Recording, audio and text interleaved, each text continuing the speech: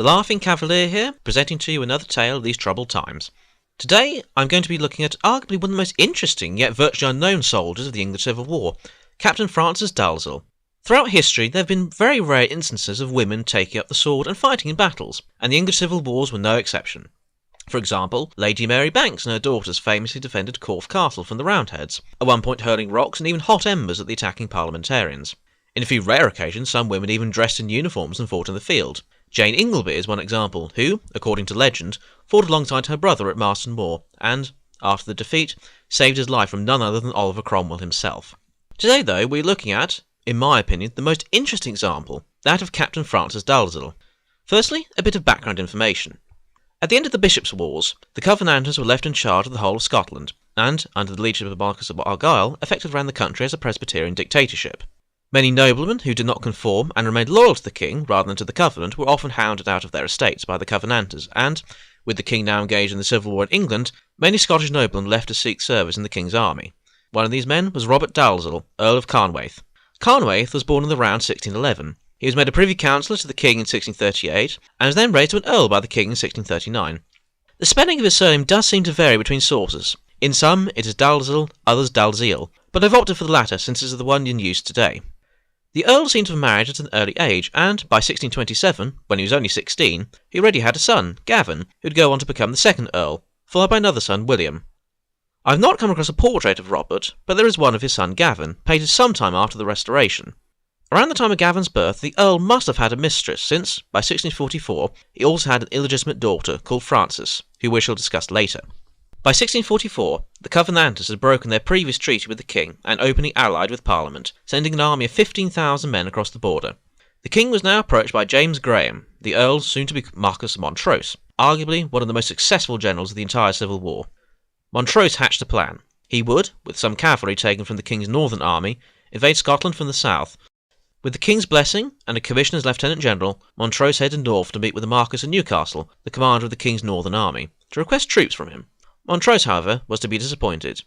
In March 1644 he wrote to a friend that, "At our arrival here, being uncertain of all business, I directed along Colonel Cochrane to my Lord Newcastle to learn the condition of affairs, and inform himself particularly of what we had to expect, which necessarily occasioned our stay here for some days. His return to us was, that, for supplies, he could dispense none for the present.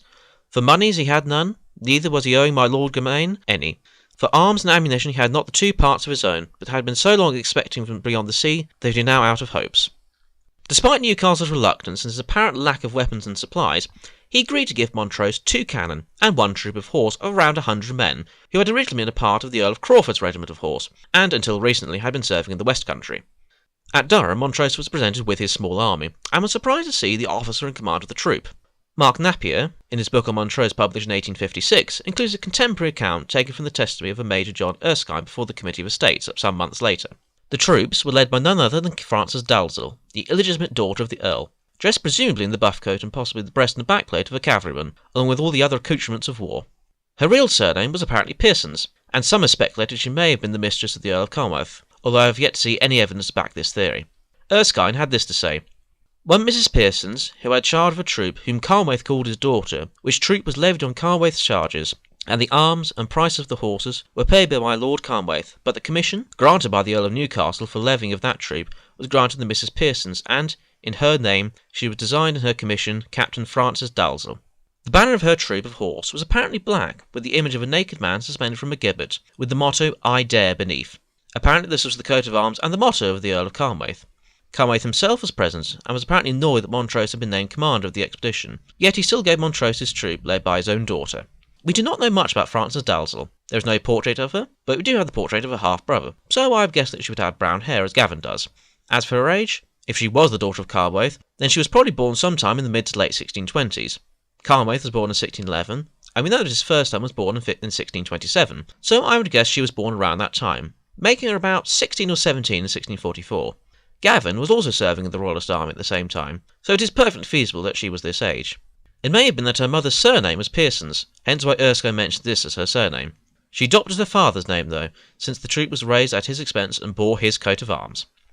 On the 23rd of March, Newcastle left Durham with his army and marched towards the Covenanter army, along with Montrose and a small band. Dalzell's troop having been attached to James King's regiment, another Scottish soldier who was serving as Lieutenant General to Newcastle. On the 25th, the two armies faced each other at Bolden Hill. The engagement that followed cannot really be described as a battle. Neither side wished to advance. As night fell, the two armies finally began to exchange cannon fire, both sides sending forward parties of musketeers to clear each other from the hedgerows. However, by the next day, it was as the previous, both sides refusing to advance. Finally, Newcastle, who Montrose considered to be slow and ineffective, drew off and pulled his forces back, leaving the Covenanters in command of the field. The Earl of Leven, the Covenanter commander, sent some troops forward to harass Newcastle as he fell back, but Sir Charles Lucas led a royalist counterattack, possibly, as suggested by Napier, with Dalzell's troop, although we have no sources to firmly support this. After the battle, Montrose, with his 2 cannon, and Dalzell's troop headed north. Newcastle had given orders that the English trained bands were to come out and support Montrose's drive into Scotland, but, right at the border with Scotland, they refused to advance any further, leaving Montrose nothing but his small force. In April he entered Dumfries and raised the King's standard, although, while some did support him, he found very few willing to come forward to fight. Montrose was forced to fall back to Carlisle, his first attempt to claim Scotland for the King a failure. In May he returned to England with a small band and, joining with other forces, sought to take Morpeth Castle, which had been garrisoned by 500 Covenanter soldiers, who now faced around 2,700 Royalists, presumably still including Captain Frances Dalzell and her troop. The Royalist commanders launched a poorly planned assault, losing 1 captain, 3 lieutenants, 3 ensigns, 6 sergeants and 40 other soldiers, with at least double that number wounded. The defenders only losing 2 sergeants, 1 drummer and 5 soldiers. Montrose, however, came up with his own plan to take the castle. The Royalists had not brought any siege guns, so Montrose sent some of his men to bring up 6 guns from Newcastle, which he then used to blast a breach in the walls, and it seemed that the castle would imminently be stormed. Montrose, though, wanted to negotiate. A white flag of truce was flown, and a Captain John McCulloch from the garrison parleyed with Montrose, acting on behalf of the wounded governor, although the captain himself was recovering from a pike wound to his neck. Montrose offered the garrison honourable terms, and, after swearing never to take up arms against the king again, the garrison surrendered. Events were soon to take a turn for the worse, though. In June, the combined armies of the Marquess of Newcastle and Prince Rupert were defeated at Marston Moor, effectively leaving the whole of the north of England at the mercy of Parliament and its Covenanter ally. Montrose now sought out Rupert, and met him just after the disaster at Marston Moor. He is alleged to have said to Rupert, "Give me 1,000 of your horse, and I'll cut my way into the heart of Scotland." Rupert, however, could not spare any troops after Marston Moor, and actually took command of the few that Montrose had left, ending the Marquess's first campaign. Montrose would later sneak into Scotland in disguise, link up with around 1,500 Irish troops who had been brought over from Ulster, and raise many of the Highland clans, leading one of the most brilliant campaigns of the entire war, defeating armies several times his size, and, in 1645, came close to claiming Scotland for the king. As for Captain Frances Dalzell, we do not know her fate. She is not mentioned again, and Major Erskine's account is the only firm reference to her. Possibly, she may have been a casualty of the siege of Morpeth.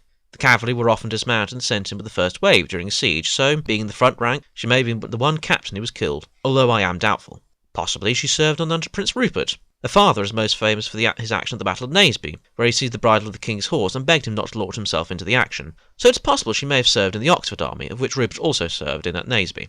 However, Charles I usually did not allow women to serve. In August 1644, during the Lostwithiel campaign, he noticed that many female camp followers were wearing military uniforms, and he issued an edict against this. So it is doubtful he would let a female officer lead a troop of horse, particularly under Rupert, one of his highest-ranking officers.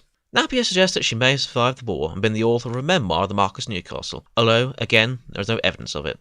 Either way, she disappears from history in 1644, but she still remains an interesting character.